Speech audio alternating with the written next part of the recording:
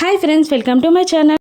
అమర్ ఆఫీస్కి వెళ్ళడానికి జీప్ ఎక్కుతుండగా ఆరు చూసేస్తుంది. ఈయన ఆఫీస్కి వెళ్ళిపోతున్నట్టున్నారు అని అనుకుంటూ ఏమండి ఏమండి అని అరుచుకుంటూ జీప్ దగ్గరికి వస్తూ ఉంటుంది. ఇక అమర్ రాథోడ్ ఇద్దరు సీట్ బెల్ట్ పెట్టుకుంటూ ఉండగా ఇక ఆరు అమర్తో మాట్లాడుతూ ఉంటుంది. సారీ అండి, లేట్ అయింది, ఇక లేట్ చేయను, నేను ఎదురొస్తాను అని అంటూ పరుగున ఆరు గేట్ దగ్గరికి పరిగెడుతూ ఉంటుంది. అదే టైంలో బాగి కూడా పరిగెత్తుకుంటూ గేట్ దగ్గరికి వస్తూ ఉంటుంది. ఒకేసారి ఆరు బాగి ఇద్దరు గేట్ దగ్గరికి చేరుకుంటారు.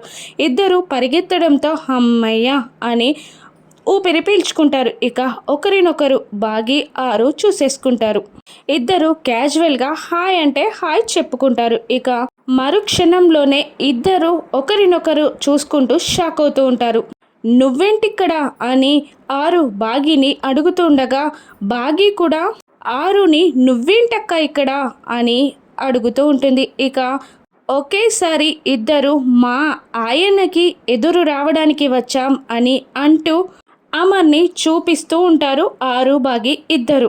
ఇక ఆరు కంగారు పడిపోతూ ఉంటుంది మా ఆయన అని అమర్ని చూపించినందుకు. ఇక మా ఆయన అని ఆరు కూడా చూపించినందుకు ఇదేంటి అక్క మా ఆయన అంటుందని బాగి కూడా షాక్ అవుతూ ఉంటుంది. ఇక అలా ఆరు బాగికి దొరికిపోతుంది. ఇక బాగి ఈ సిచ్యువేషన్ నుండి ఎలా బయటపడనుంది?